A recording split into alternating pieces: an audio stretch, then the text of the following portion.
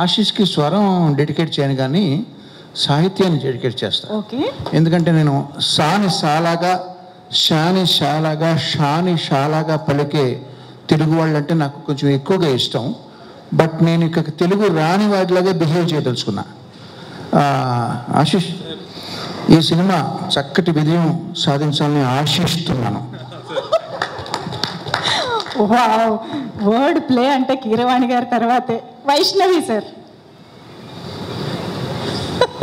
వైష్ణవి నాగదేవత. వైష్ణవి ఇది ఏంటి లవ్ మీ ఇఫ్ యూ డేర్తో చాలా చక్కగా నీ నటన పట్టిమ చూపించావు. So kill me if you లవ్లో ఇంకా నీ విశ్వరూపం చూపిస్తామని, దానికి నేనే మ్యూజిక్ చేయాలని నేను కోరుకుంటున్నాను. ఇదేదో కొత్త న్యూస్ లాగా ఇంట్రెస్టింగ్గా ఉంది ఇది. ఓకే, మేము వెయిట్ చేస్తూ ఉంటాం సార్ ఆ కబురు కోసం. ఎనీవే, సో సార్ ఎందుకంటే నువ్వు అందులో ఇంకొక పాట పాడుతున్నావు కాబట్టి. ఓ ఎస్. సో కీరవాణి గారిని మాట్లాడవలసిందిగా రిక్వెస్ట్ చేస్తున్నాం. సరిగమలు ఉన్నారు కాబట్టి సరిగమ పదనిసలు తెలియని సంగీత దర్శకుడు ఉంటాడేమో కానీ నాన్ లీనియర్ నేరేషన్ అంటే తెలియనటువంటి డైరెక్టర్ ఉండడు. అటువంటిది అరుణ్ భీమవరపు ఈ సినిమాలో నాన్ లీనియర్ నేరేషన్కి ఒక కొత్త నిర్వచనం, చాలా డీప్గా వెళ్ళిపోయాడు.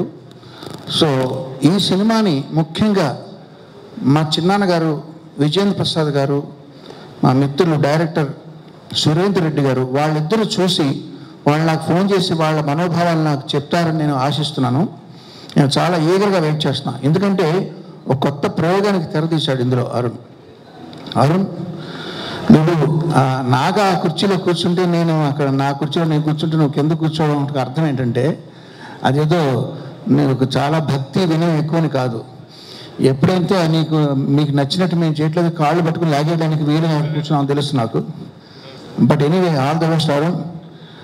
నాగా, అరుణ్, మీతో జర్నీ సినిమా పక్కన పెడితే ఆ జర్నీ అనేది చాలా ఎంజాయ్ చేసిన జర్నీ అది. ఇందాక అరుణ్ లాంగ్ స్పీచ్లో పసలపూడి గారు, వంశీ గారి కథలు గుర్తొచ్చినాయి.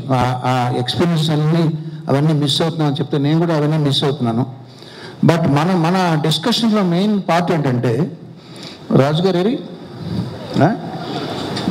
సరే రాజుగారు లేకుండా ఉంటాను బెటర్. ఇక్కడ వీళ్ళు అది బాగోలేదండి, ఇలా చేయండి, ఇది బాగుంది, అలా చేయండి అనే ఆ డిస్కషన్స్లో ఏమయ్యా నువ్వేమో అర్జునుడేమో బాణాలతో నన్ను కొడుతున్నాడు, ఏంటి అరుణ్ భీముడేమో గవతో బాధేస్తున్నాడు, ఎవరి డెసిషన్ ఇక్కడ ఫైనల్ అంటే వీళ్ళు అన్నారు మీ ఇద్దరం కాదండి, అదిగో వచ్చారు డి రాజు గారు, అంటే ధర్మరాజు గారు ఉన్నారండి.